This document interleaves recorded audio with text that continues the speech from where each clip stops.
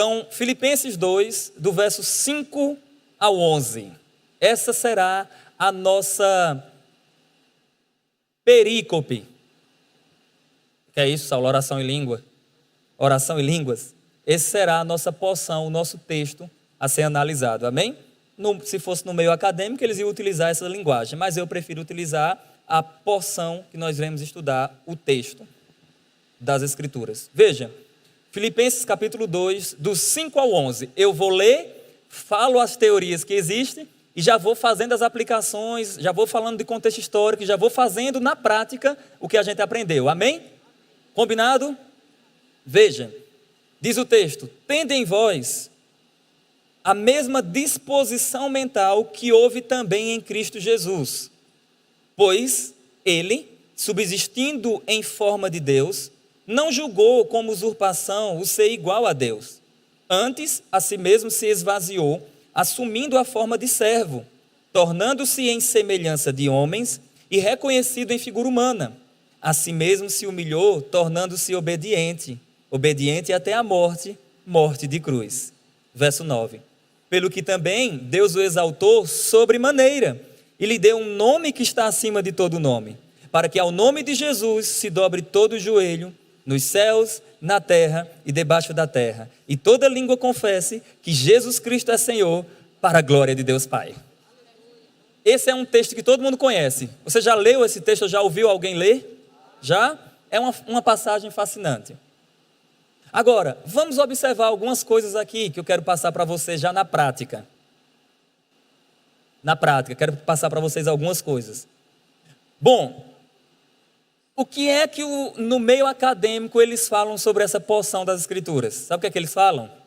São pelo menos 3 teorias.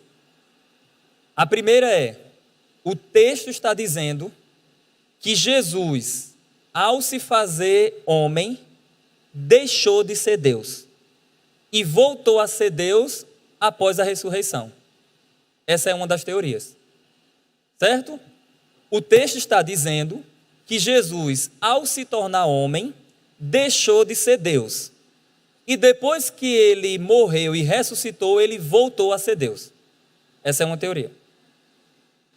Existe uma segunda teoria que diz assim: não, esse texto está falando que ele continuou sendo Deus, porém, ele perdeu seus atributos. E existe a terceira opção que diz assim, a terceira teoria que diz assim: não, ele continuou sendo Deus com todos os seus atributos, porém, não fez uso deles para sobressair ante as outras pessoas. Vamos analisar o texto e o contexto e vamos ver o que é que se encaixa melhor. Amém? Glória a Deus, isso é fantástico, né? Vocês estão olhando para mim assim meio que... Lembra que eu falei para vocês que uma das dicas para a gente ter uma compreensão, lembra das regras que eu passei para vocês? Lembra que uma delas refere-se ao contexto histórico? Ou seja, o que é que eles acreditavam naquele tempo? Qual o contexto histórico dessa epístola? Lembra que eu dei um exemplo de entranhados afetos e misericórdias? De entranhas, eu te amo com a minha entranha. Lembra que eu falei isso? Então a gente precisa, quando nos aproximarmos de um texto, observar também o contexto que ele está inserido. Eu vou dar um exemplo para vocês. Se eu enviasse uma carta para vocês, daqui de Mossoró, e eu dissesse assim: vocês são como as águas de Mossoró. Eu estava dizendo que vocês são gelados?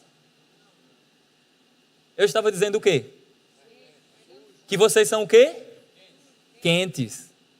Agora, imagine alguém lendo isso que eu escrevi para vocês 2000 anos depois, em um lugar muito, muito frio. A pessoa ia ter o entendimento que você teve? Então ela precisava entender o contexto histórico que eu falei. Senão, ela não teria a correta compreensão. Isso é importante ou não? Agora vamos lá para você entender. Sabe qual era o contexto histórico da igreja de Filipos? A cidade. Aí eu vou falar para você. Saulo, como eu sei desses contextos históricos? utilizando a ideia de comentários bíblicos, introduções, pesquisas. A gente precisa estudar, queridos. A gente estuda psicologia, a gente estuda outras coisas aí, estuda medicina, direito. Direito é algo que você não para de estudar. Medicina é algo que você não para de estudar. Aí a Bíblia a gente quer ler, estudar um momento e parar. Tem que continuar estudando, amém? Eu estudo a Bíblia todos os dias, eu leio a Bíblia todos os dias. Eu não tenho tempo. Se você coloca como prioridade, você consegue. Amém? Ler a Bíblia todos os dias, meditar na palavra do Senhor. Mas vamos lá, para a gente ganhar tempo. Qual era o contexto histórico da cidade de Filipos? A cidade de Filipos, queridos, foi essa cidade, né, o cristianismo chegou lá por meio da vida do apóstolo Paulo. Filipos foi a primeira cidade a receber uma igreja cristã, e eles receberam a primeira cidade naquele contexto da Europa a receber a primeira igreja cristã. Então eles receberam uma igreja cristã lá na Europa, foi a cidade de Filipos. Agora, a cidade de Filipos recebeu esse nome, Filipenses, em homenagem ao pai de Alexandre o Grande, Filipe II. Filipe II conquistou a cidade e colocou o nome de Filipos. Como é que vai chamar essa cidade? Filipos, em homenagem a quem? Ao pai de Alexandre o Grande. Essa cidade de Filipos, queridos, essa cidade, ela recebeu títulos do Império Romano, como uma honraria do Império. Eles receberam títulos. Essa era uma cidade que tinha soldados, essa era uma cidade que tinha muitas pessoas que tinham cargos de autoridade elevados. Essa era uma cidade que as pessoas, os moradores de Filipos, eles se consideravam superiores, porque eles diziam, eu sou de Filipos. Agora não, é igual antigamente quando a pessoa dizia, quer dizer, ainda acontece isso, é igual quando a pessoa dizia assim, você mora onde? No Brasil? Eu moro nos Estados Unidos. Até hoje eu vejo pessoas fazendo isso, eu vejo brasileiro fazendo isso. Então, por causa do status da cidade, do país, do local, a pessoa tende a ser arrogante, a ser soberbo também. Não é isso que acontece? Agora imagine uma cidade que foi conquistada pelo pai de Alexandre o Grande. E esse povo mora lá. Só que esse povo se converte, chega na igreja. Você acha que eles continuaram? Você acha que a soberba não chegou dentro da igreja? Você acha que a altivez não chegou dentro da igreja? Chegou.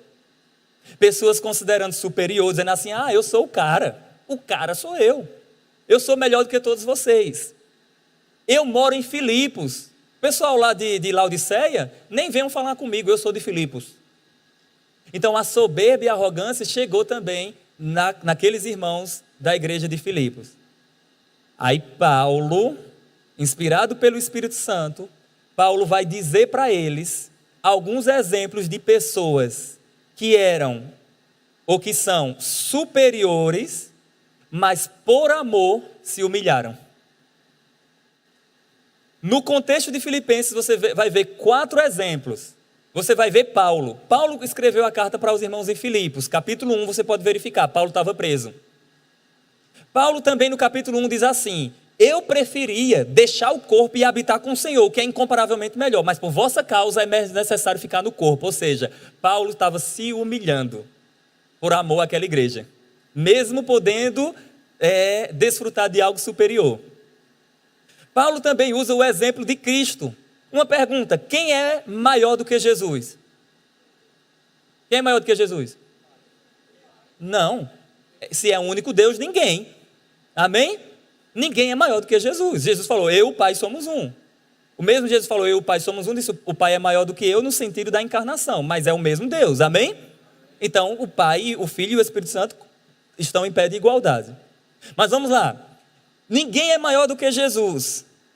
Jesus sendo o superior, aquele que está assentado no trono, que estava assentado no trono, à destra do Pai nas alturas, aquele que é pré-existente, que é Senhor absoluto, ele se humilhou de tal ponto que ele se fez homem.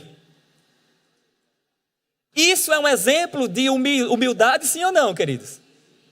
Então, nesse texto, Paulo está utilizando o exemplo de Cristo para falar, Sejam humildes, assim como Jesus, que é o superior, que sendo Deus, não usou seus privilégios para sobressair ante vocês, mas pelo contrário, se humilhou, se fazendo homem, sendo servo, provando morte de cruz. Como eu sei que Paulo está dizendo que isso deve ser um exemplo para nós? Aí eu vou olhar o contexto. Olha comigo agora o verso, capítulo 2, olha comigo o verso 3. Olha que texto fantástico, meu Deus, eu queria ter mais tempo, mas Filipenses 2, verso 3. Paulo diz, nada façais por partidarismo. Então, se Paulo está dizendo para aquela igreja, nada faça por partidarismo, é porque estava existindo o que na igreja? Partidarismo, queridos. Aí ele diz, ou vanglória. Então parece que o contexto estava inserido, o contexto da cidade estava entrando na igreja. Aí Paulo diz, mas por humildade, considerando cada um os outros superior a si mesmo. O que é que Paulo estava dizendo? Não considere você superior, considere o outro superior. Aí agora no verso 4 ele diz, não tenha cada um de vós em vista o que é propriamente seu, senão também cada qual o que é dos outros. Paulo está dizendo, honre o seu irmão. Reconheça que ele é superior a você. Isso é humildade, amém? Aí olha o verso 5, o que é que ele diz? Tende em vós o mesmo sentimento ou disposição mental que houve também em Cristo Jesus. Então, qual foi a disposição mental que houve em Cristo Jesus? Mesmo sendo superior, se humilhou. Ele não deixou de ser o superior, ele é o superior humilhado. Então, por que seria errado dizer que Jesus deixou de ser Deus? Número 1, porque é uma heresia. E eu tenho diversas passagens da Bíblia que falam que Jesus continuou sendo Deus. Por exemplo, a profecia do nascimento de Jesus dizia o quê? Um menino nos nasceu, um filho se nos deu, o governo está sobre os seus ombros. E qual o seu nome? Maravilhoso Conselheiro. Então ele estava dizendo que aquele menino que nasceria seria Deus forte. Então esse texto não pode estar falando que Jesus deixou de ser Deus. E outra coisa, se Jesus é Deus, ele é imutável. Se é imutável e Jesus deixou de ser Deus, Deus mudou. Entendeu a bronca agora? Então Jesus nunca deixou de ser Deus. Ele quando se fez homem, foi Deus humilhado. Deus em carne. Deus conosco. Por isso que ele foi adorado, por isso que ele perdoa pecados. Aleluia! Esse texto está dando um exemplo para nós de humilhação, de humildade. Agora preste atenção. Esse texto está em formato de V. O Redentor que estava aqui em cima desce os degraus da humilhação. Mas por causa da sua obediência, cumprindo sua missão como Redentor, ele sobe os degraus da honra. Então escuta isso que eu vou te dizer. Nada do que Jesus passou ou experimentou foi por culpa ou pecado dele, mas foi por causa de outro. Foi por causa de nós, da humanidade que estava caída e morta em seus pecados. O cordeiro mudo, o inocente, se fez homem para nos substituir e nos redimir. Isso é o maior exemplo de humildade do universo que há. O maior exemplo de humildade que há chama-se Jesus Cristo, que sendo superior, desceu até aqui. Não é fantástico isso, queridos? E a posição que diz que ele perdeu os atributos? Eu entendo, queridos, que essa posição também não é possível. Por quê? Porque atributo é algo que é essencial para alguém ser o que é. Por exemplo, Deus é imutável? Sim ou não? Se eu tiro a imutabilidade de Deus, Deus deixa de ser Deus. Deus é eterno. Amém? Se eu digo que o atributo de eternidade foi tirado de Jesus, então Jesus deixou de ser Deus. Então, nenhum atributo foi retirado de Jesus. Ele continuou plenamente com seus atributos, plenamente sendo Deus, porém, ter os atributos não quer dizer que fez uso disso para não sentir dor, para não sofrer, para dizer que está sabendo de todas as coisas que estão acontecendo. Não, nós encontramos as limitações do Redentor, porque assim como ele era Deus, ele também era homem. E sendo homem, tem limitações próprias de um homem. Amém? Jesus teve sede, fome, ele cansou, ele suou, ele chorou, ele sorriu, ele morreu. Mas o mesmo Jesus perdoou pecados. O mesmo Jesus disse que lembrava quando estava com o Pai, lá antes da eternidade. Ele disse: Pai, glorifica o Filho, João 17:5, com a mesma glória que eu tinha junto de ti antes dos tempos eternos. O mesmo Jesus falou assim: antes de Abraão existir, eu sou. O mesmo Jesus falou em João 10:28 até o verso 30, ele disse: eu dou a vida eterna. Quem dá a vida eterna senão Deus? Então, se eu digo que com base nesse texto que Jesus deixou de ser Deus, eu caio na heresia. Mas também se eu digo que ele não era homem, eu caio na heresia, porque a Bíblia fala que o espírito do anticristo nega que Jesus veio em carne.